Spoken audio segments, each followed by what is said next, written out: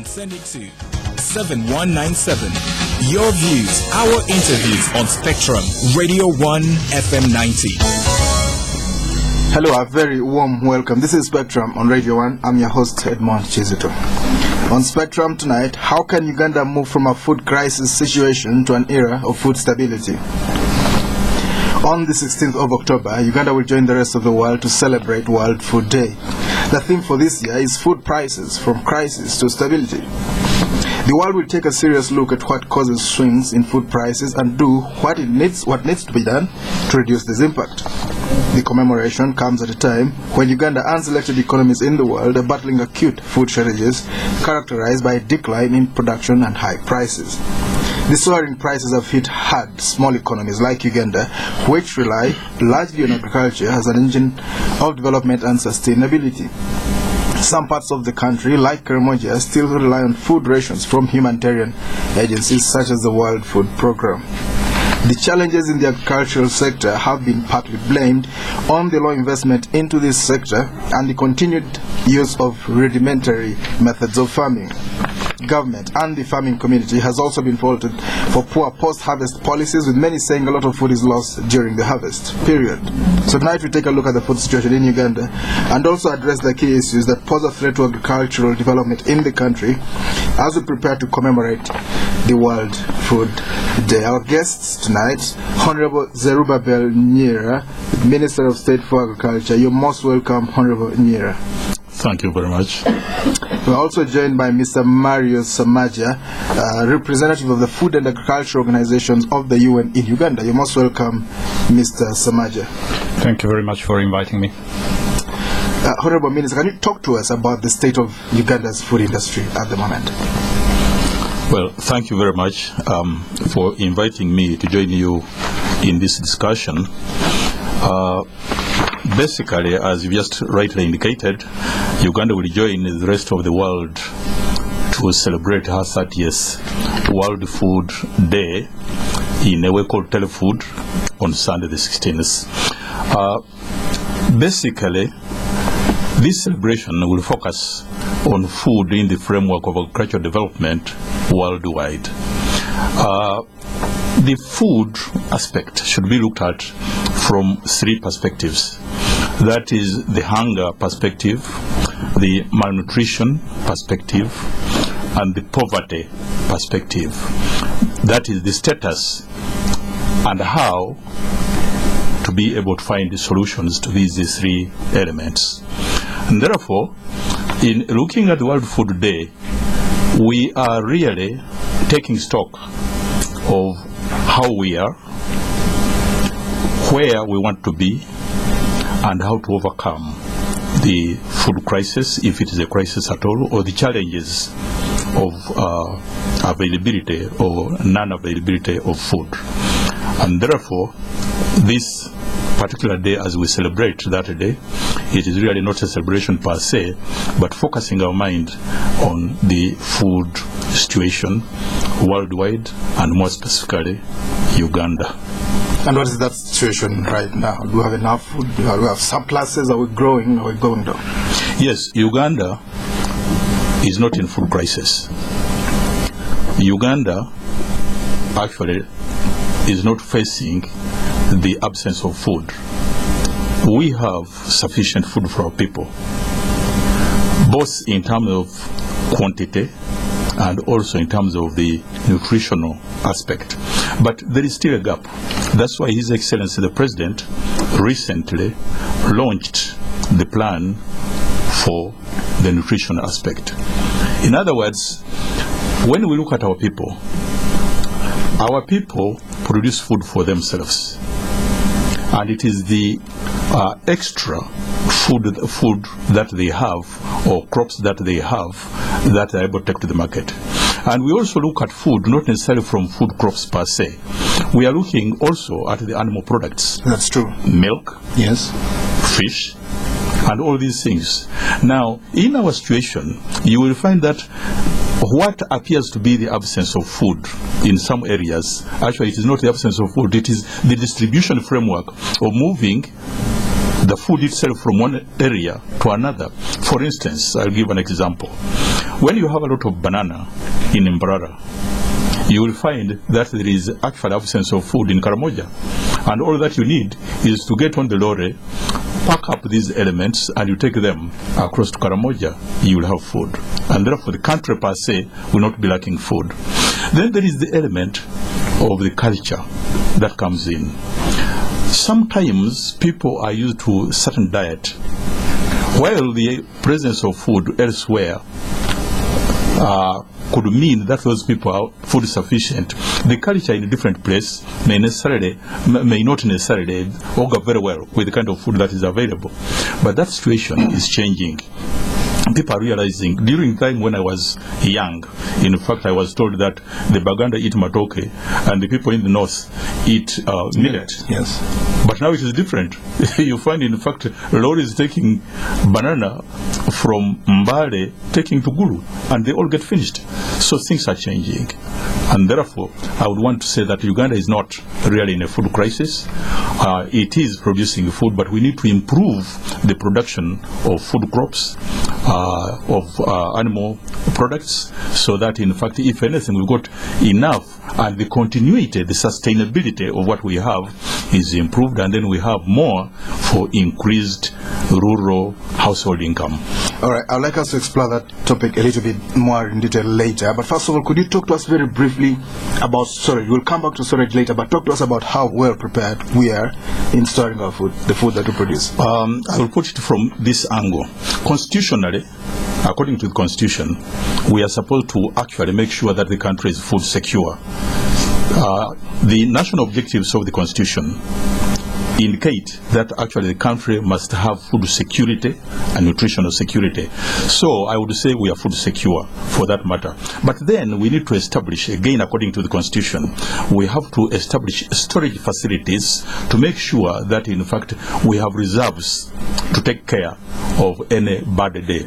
And for those food reserves, earlier we used to have a number of reserves, and eventually when the structural adjustment programs came in and there was liberalization and privatization, our food reserves, the silos that used to be, that is the great storage facilities in Jinja, were eventually privatized, and we ran out of storage capacity. Those ones which were in Kawempe also were privatized. But now we've come to realize that we need these ones. And therefore, government has come up with a program to revitalize the grain silos, and the Ministry of Trade, Industry and Cooperatives this year is going to start constructing silos. We are starting off with 70 silos as grain storages, and already the bid for this has already come out. And the Ministry of Agriculture is responsible to ensure that the post-harvest practices are well, in fact, they're in position to ensure that we don't lose any grain, or for that matter, any crops, or for that matter, milk, during the process of storing the material for food reserves. Honorable Dr. Professor Zerubbabel Nyira, Minister of State for Agriculture. Listeners, tonight we're talking about food. Well, how can Uganda move from a food crisis situation to an era of food stability? We have two guests, the Minister of State and Mr. Mario Samaja, the representative of the FAO, Food and Agriculture Organization of the UN. You're most welcome once again, Mr. Samaja. Could you talk to us about the World Food Day? Certainly. I think World Food Day has the objective and the importance to highlight issues related to food. It is a global event, so it highlights the global situation and challenges that are related to food in these days. These are times of volatility of prices that have brought globally the food prices to a fairly high level, comparable to what we've seen a few years ago in 2008. But I think the most important function of World Food Day is to stimulate reflection on how we can go about the challenges of the food situation in the world.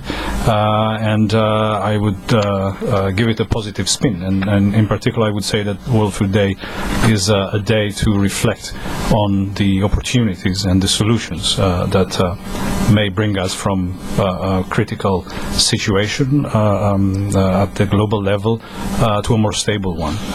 And this, of course, has different implications depending on the countries, depending on the situation, depending on the food situation of each country. But I think that this is what we would like to have all stakeholders focus on the 16th, on World Food Day next Sunday. All right, we know that worldwide food prices have gone up because incomes have risen.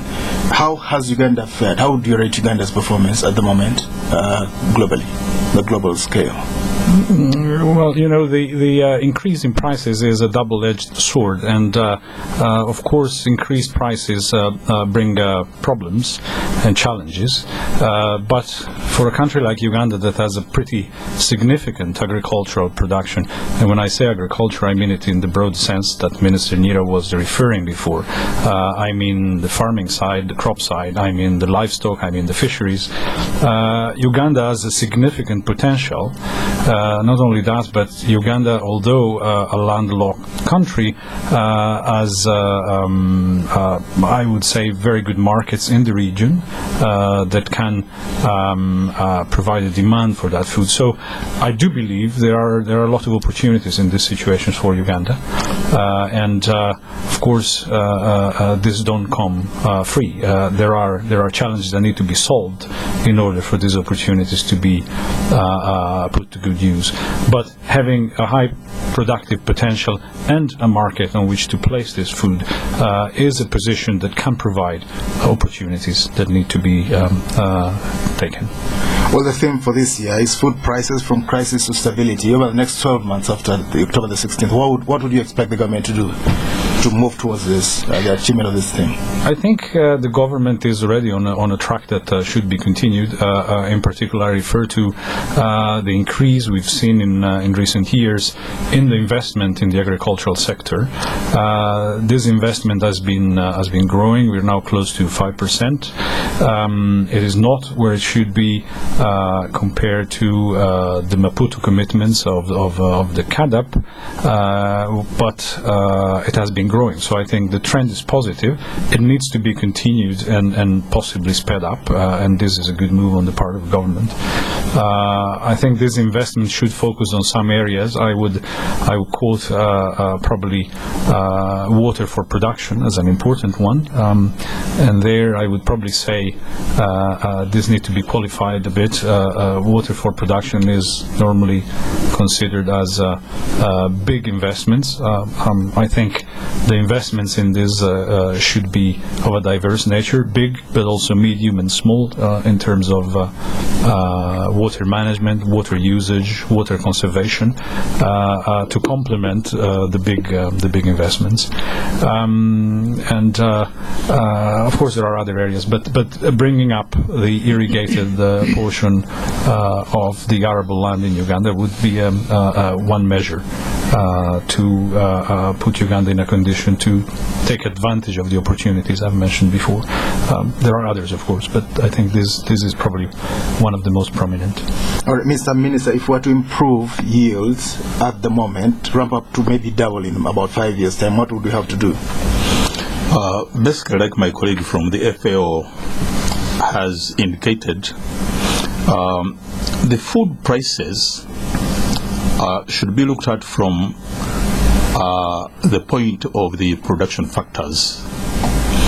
And my colleague has rightly indicated that among the production factors, you've got 3 production factors, especially in the farming sector. You are looking at water availability.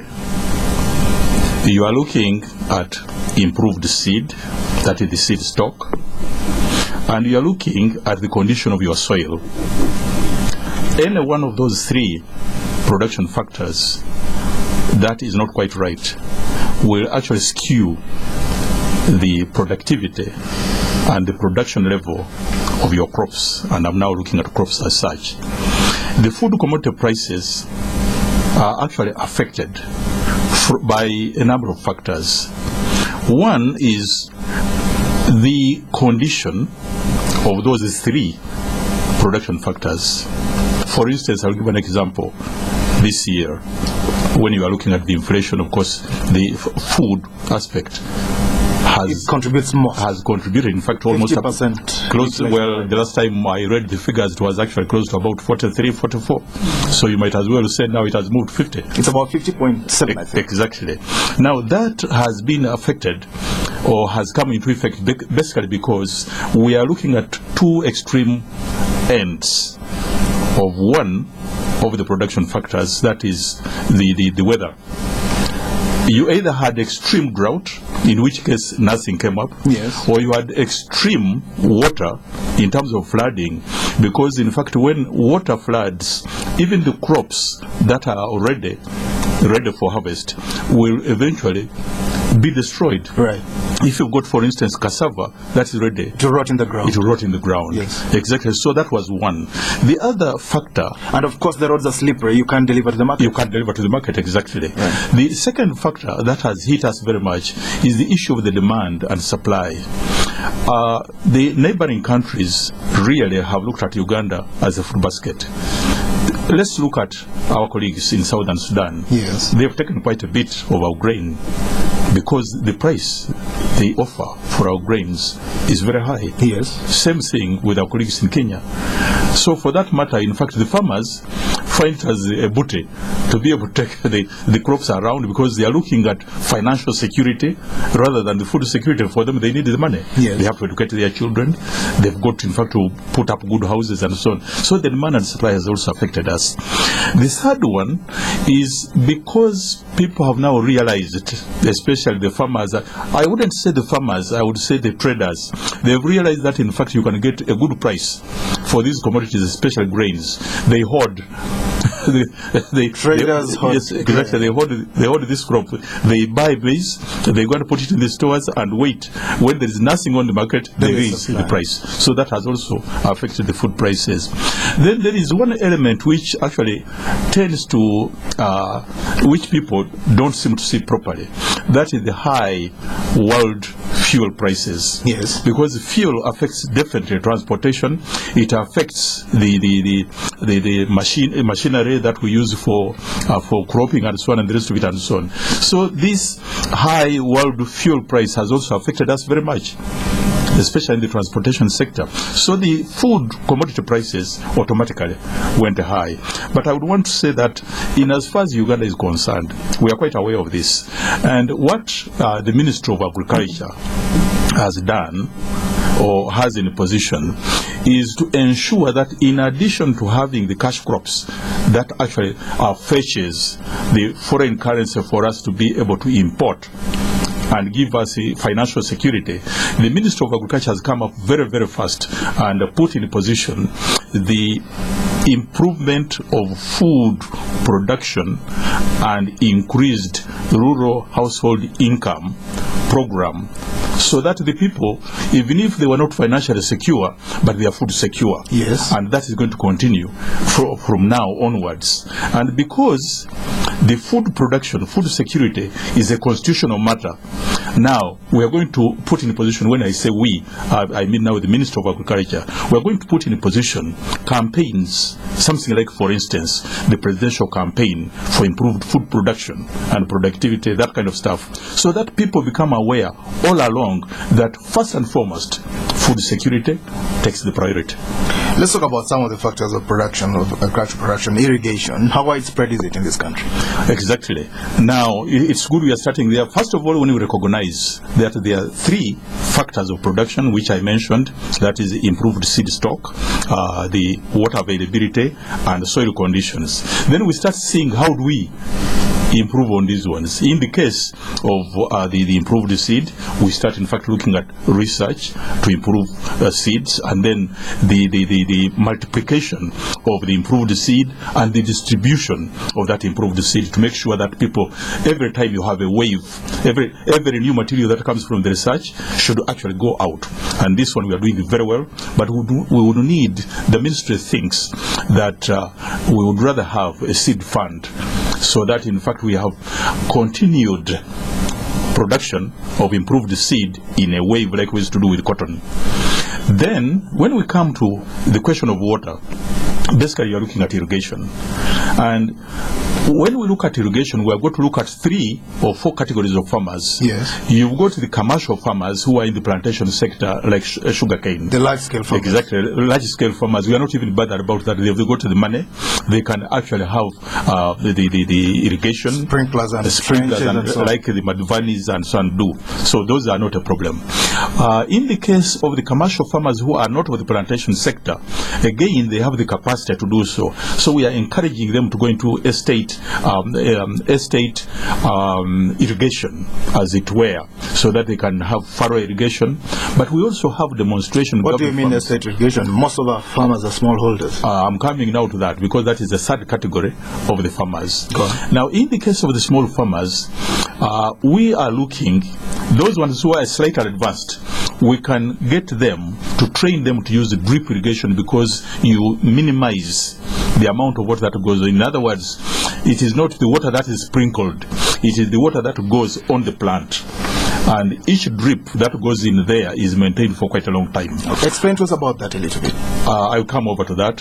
But then, we want to train and educate our farmers, of the small-scale farmers, that there is a lot of water that can be available, which they waste. For instance, in fact, if you came up with a policy that collects water which comes from the roofs, and you harvest that water, right, and you are able to make, in fact, a kind of small dams around the houses, right, and people can actually put in their own labor to make small dams around themselves, yes, and they are able to collect just one rainfall, just a mild one, can give you close to almost about 2,000 liters of water. It could take you through the whole year? It will take you through to the next season. No, exactly, to the next season. That means you must have the short maturing varieties that require less water.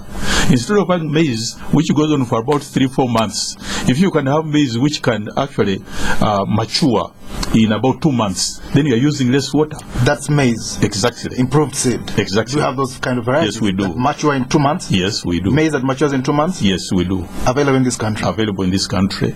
Namlonge, our research station, has that material. We have now got into a situation where we want to multiply those seeds so that they are available to the farmers. How soon could this happen? Well, it is a wave. It is a wave, because you cannot get enough seed that you can distribute to all the farmers. Right. What I can explain that, because of time I want to go into details. What happens for every variety of seed, whether it is bean and so on, it takes roughly about, I would say roughly about 3 to 4 years to be able to get that on rolling. Right. Because what happens is you get the seed which comes from the research stations, you call that one actually immediate mother seed. Yes. Then you give it to fewer farmers to get foundation seed, so that they multiply that. Then the foundation seed goes into big farms, so that now you are able to get commercial farmers to multiply the foundation seed.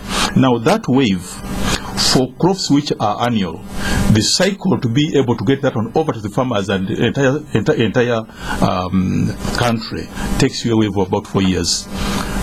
The trick here is to make sure that you continue giving out improved seed all the time, so that you have got a wave, a rollout, as it were. And do you have a good multiplication mechanism? Yes, in fact, what is happening, we've been let down by a number of farmers because of this liberalized economy. Because in the end, the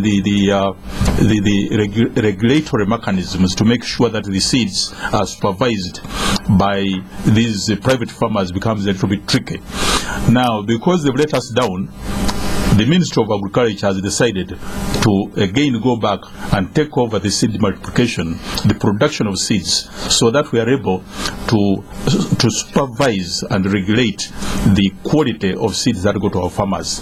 Because as of now, if you go to liberalize the economy and you buy any of these seeds on open market, some of them don't germinate. Others are fake seeds. Right, painted green, exactly, sold in bags. Exactly. This is Spectrum listeners on Radio 1. We're talking about food tonight. How can Uganda move from a food crisis situation to an era of food stability? We'll be back after this commercial break. Is your internet provider turning your world upside down? Broadband Company offers fast and reliable internet solutions. And for the first 100 subscribers this month, we offer zero connection fees. Save up to 400,000. For more information on these offers, call toll-free 0800 222 111. Broadband Company, more than you expect. John, Mike and I, we go back a bit.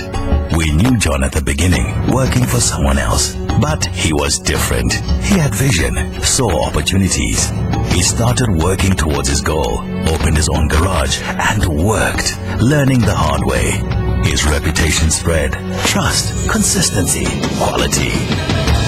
Soon people were coming to him from all parts. He made himself and his whole street prosper, and also helped friends, seeing potential in people and helping them on. But John never shouts about all his success. He's just who he is. Special. So here's to men like John, who make a difference, who enjoy Nile Special, the rich, satisfying taste from the source. Nile Special. You've earned it. Not for sale to persons under 18. Maria! Hey, Mom, what are you doing here? I forgot to spread on the other slice, Maria. Take this. Hey, Mrs. Makumbi, what are you doing here? You know, Blue Band helps my child grow. That's why I spread on every slice. Every slice spread with Blue Band is an opportunity for your child to grow. So mums, spread on every slice. Daily Blue Band, daily growth. Spectrum on Radio 1 FM 90 is brought to you by Stanbic Bank. Welcome back on Spectrum tonight. How can Uganda move from a food